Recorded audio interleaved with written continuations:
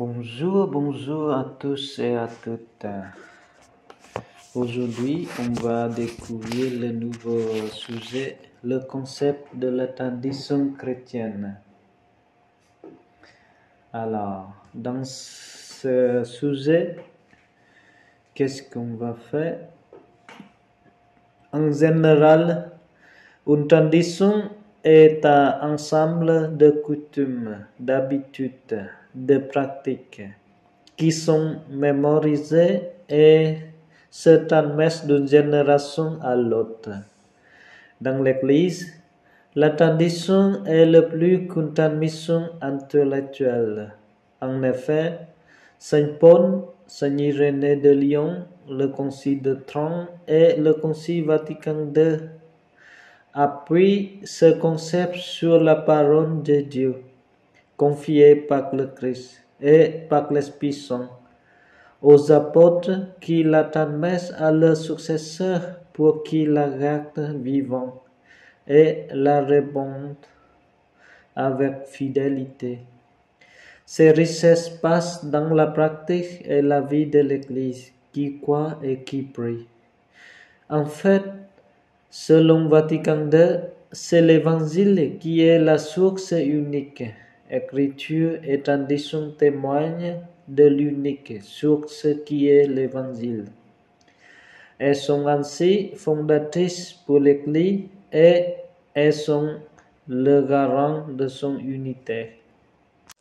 Alors, tout d'abord, je vais définir le mot tradition en général et tradition chrétienne. Deuxièmement, je vais présenter la tradition selon Saint Paul. Troisièmement, on va découvrir la tradition selon Saint Irénée de Lyon. Et quatrièmement, je vais présenter la tradition selon le Concile de Trente. Et ensuite, que dit le Concile Vatican II sur la tradition. Et finalement, je vais conclure le lien entre la tradition et l'écriture. Alors, c'est quoi la tradition? En général, une tradition est l'ensemble de coutumes, d'habitudes, de pratiques qui sont mémorisées et se transmettent d'une génération à l'autre. Il nous faut distinguer tout d'abord, comme le titre de ce propos nous y invite, entre tradition avec un T minuscule et le plus souvent un S marquant le pluriel, et tradition avec un T majuscule en généralement considéré au singulier. Dans le premier cas, le terme de tradition veut dire coutume ou habitude reçue des générations précédentes et marquant la manière de penser, de vivre et d'agir d'un groupe social. Nous connaissons toutes les traditions villageoises des fêtes de l'année, le mariage par exemple, et une célébration qui respecte un grand nombre de traditions. Dans le deuxième cas, la tradition avec un T majuscule est la réalité de la tradition au grand sens chrétien du thème. Cette tradition n'est rien d'autre que la transmission de l'Évangile. Évangile et tradition, c'est tout un. L'Église, l'Évangile et la tradition tombent ou persistent ensemble. L'Évangile vivant, prêché dans l'Église avec tout ce que ces enseignements comportent, n'est rien d'autre que la tradition. Alors, la tradition, c'est l'apôtre Paul. Dans le 1er Corinthiens chapitre 15, verset 1 jusqu'à 3, je crois, la tradition selon Paul, c'est livrer, transmettre et recevoir. Tout d'abord, Saint Paul disait, « Frères, je vous rappelle la bonne nouvelle que je vous ai énoncée. Cet évangile, vous l'avez reçu. C'est en lui que vous tenez bon, c'est par lui que vous serez sauvés, si vous le gardez tel que je vous l'ai annoncé. Autrement, c'est pour rien que vous êtes devenus croyants. Ayant tout, je vous ai transmis ceci, que j'ai moi-même reçu, le Christ est mort pour nous, pour nos péchés, conformément à l'Écriture. Ensuite, dans le 1er Corinthiens chapitre 11, verset 23-26, Saint Paul continue. J'ai moi-même reçu ce que vient du Seigneur et je vous l'ai transmis. La nuit où il était livré, le Seigneur Jésus prit du pain, puis ayant rendu grâce, il le rompit et dit, ceci est mon corps qui est pour vous, faites cela en mémoire de moi. Après cela, il fit de même avec la coupe en disant, cette coupe est la nouvelle alliance en mon sang. Chaque fois que vous en boirez, faites cela en mémoire de moi. Ainsi donc, chaque fois que vous mangez ce pain et que vous buvez cette coupe, vous proclamez la mort du Seigneur jusqu'à ce qu'il vienne. Donc, la tradition chez Paul signifie livrer au transmettre et recevoir. Parfois, le mot livrer est ambiguïté. Et donc, qu'est-ce qu'on peut dire de ces ambiguïtés justement? Théologien calviniste Canbach pose la question de la livraison du librement, pourrait dire du Christ par deux personnages, par Jude qui livre le Christ et par Paul qui lui aussi avec le même verbe livre le Christ surtout aux païens. Donc Judas livre le Christ aux Juifs et Paul livre le Christ aux gentils, aux païens. Les apôtres transmettent donc ce qu'ils ont eux-mêmes reçu, exhortent les fidèles à garder fermement les traditions qu'ils ont appris, soit de vive voix, soit par écrit, et à lutter pour la loi de leur a été une fois pour toutes transmise. Quant à la tradition reçue des apôtres, elle comprend surtout ce qui contribue à conduire saintement la vie du peuple de Dieu et à en augmenter la foi. Ainsi, l'Église perpétue dans sa doctrine, sa vie et son culte et transmet à chaque génération tout ce qu'elle même croit. Cette tradition qui vient des apôtres progresse dans l'Église sous l'assistance du Saint-Esprit. En effet, la perception des réalités aussi bien que les paroles transmises s'accroissent, soit par la contemplation et l'étude des croyants qui les méditent en leur cœur, soit par l'intelligence intérieure qui éprouve des réalités spirituelles, soit par la prédication de ceux qui, avec la succession épiscopale, ont reçu un charisme certain de vérité. Ainsi l'Église, tandis que les siècles s'écoutent, tend constamment vers la plénitude de la divine vérité, jusqu'à ce que soient accomplies en elle les paroles de Dieu. Alors, on va continuer la tradition selon Saint Irénée de Lyon. Le Seigneur de toutes choses a en effet donné à ses apôtres le pouvoir d'annoncer l'Évangile. Et c'est par eux que nous avons connu la vérité, c'est-à-dire l'enseignement du Fils de Dieu. C'est aussi à eux que le Seigneur a dit, qui vous écoute, m'écoute, et qui vous méprise, méprise, et méprise celui qui m'a envoyé. Car ce n'est pas par d'autres que nous avons connu l'économie de notre salut, mais bien par ceux qui, par l'Évangile, nous est parvenu. Cet Évangile, ils l'ont d'abord prêché, ensuite par la volonté de Dieu, ils nous l'ont transmis dans les Écritures pour qu'il soit le fondement et la colonne de notre foi. En effet, Après que notre Seigneur fut ressuscité d'entre les morts et que les apôtres eurent été, par la venue de l'Esprit Saint, revêtus la force d'en haut, ils furent remplis de certitude au sujet de tout et ils possédèrent la connaissance parfaite. Et c'est alors qu'ils sont allés jusqu'aux extrémités de la terre, proclamant la bonne nouvelle des biens qui nous viennent de Dieu et annonçant aux hommes la paix céleste. Ils avaient tout ensemble et chacun pour son compte l'évangile de Dieu. Et tout cela nous ont admis l'enseignement suivant. À son Dieu, créateur du ciel et de la terre, qui fut prêché par la loi et les prophètes, et à son Christ, Fils de Dieu. Si donc quelqu'un le refuse son assentiment, il méprise ceux qui ont eu part au Seigneur. Méprise aussi le Seigneur lui-même, méprise enfin le Père.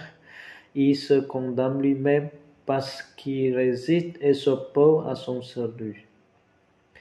Ce que font précisément tous les hérétiques. Ainsi donc, la tradition des apôtres qui a été manifestée dans le monde entier, c'est dans toute l'Église qu'elle peut être perçue par tous ceux qui veulent voir la vérité. Et nous pourrions énumérer les évêques qui furent établis par les apôtres dans l'Église, et leurs successeurs jusqu'à nous. Or, ils n'ont rien enseigné ni connu qui ressemble aux imaginations délirantes de ce genre-là.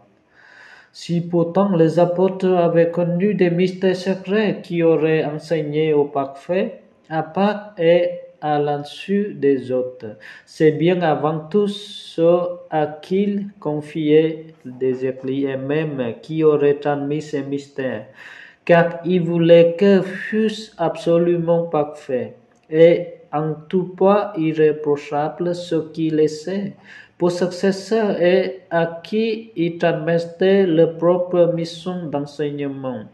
Si ces hommes s'acquittaient correctement de leur charge, ce serait à grand profit, tandis que s'ils venaient à faillir, ce serait le pire malheur.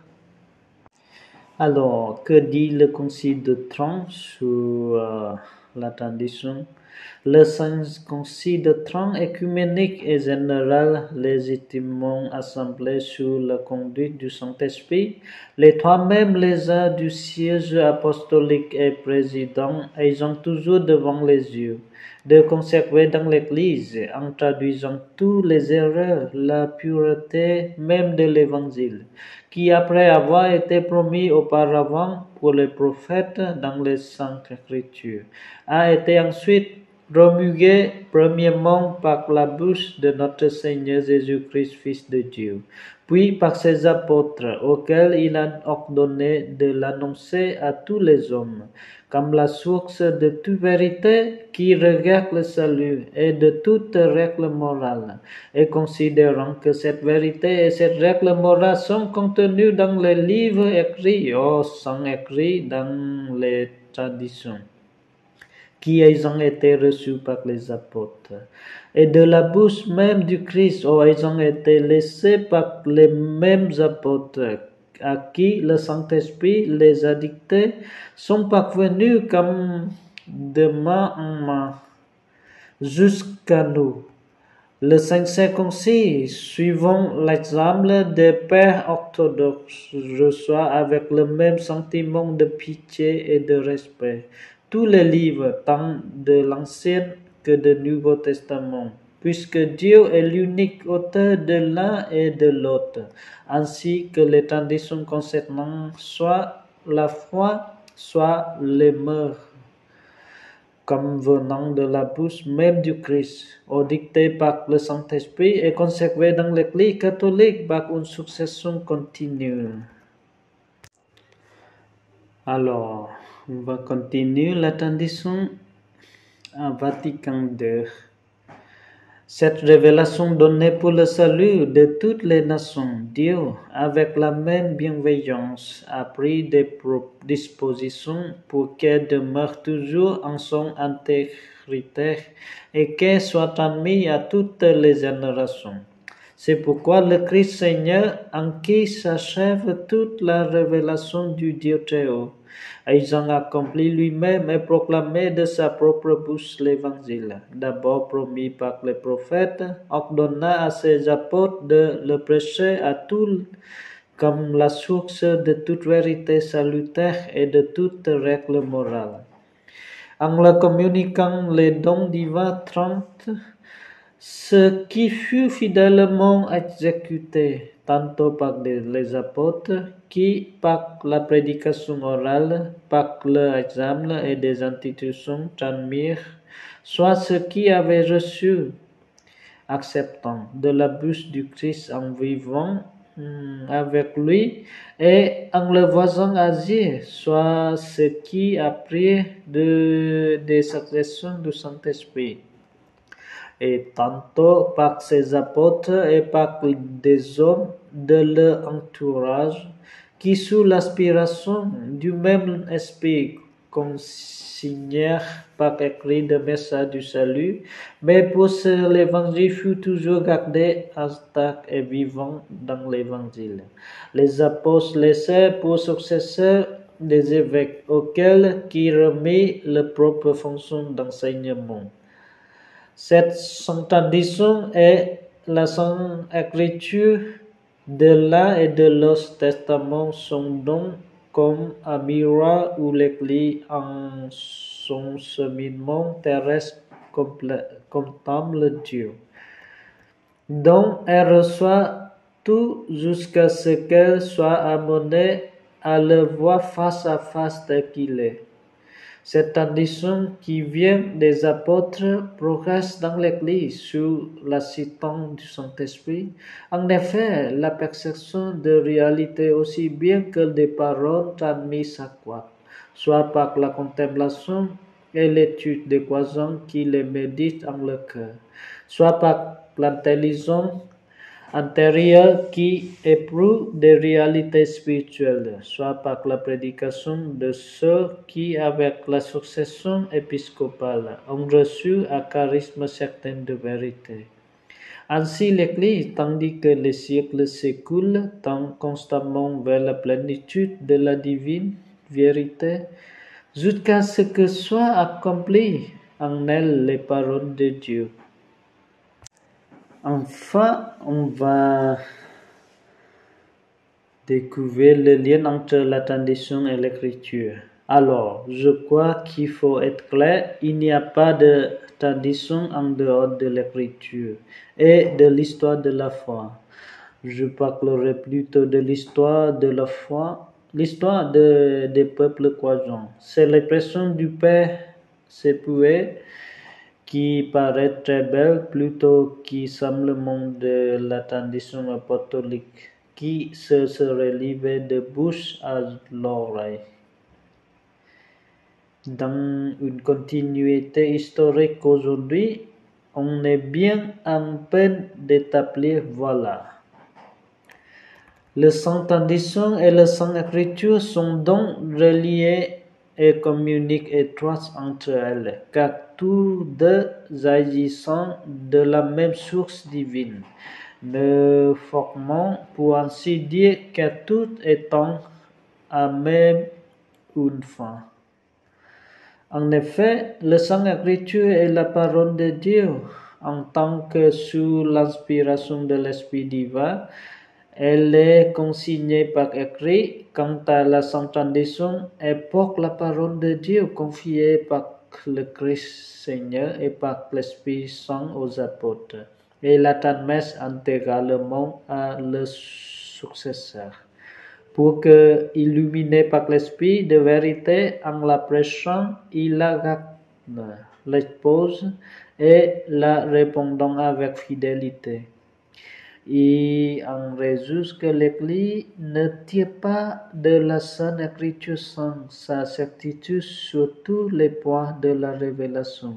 C'est pourquoi l'une et l'autre doivent être reçues et vénérées par un égal sentiment d'amour et de respect. Le Sainte Tradition et l'Écriture constituent un unique dépôt sacré de la parole de Dieu, confié à l'Église.